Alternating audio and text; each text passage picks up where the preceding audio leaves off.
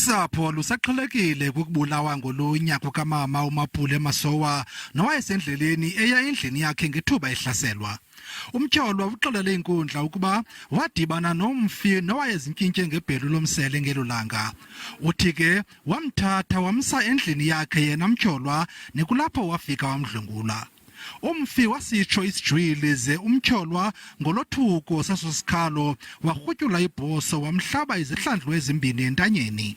Umzimba kaMfi wafunyanwa ungcwatyiwe kumngxunya owawusecaleni kwendlu yangasese yomtyholwa. As a family, we are not fine, but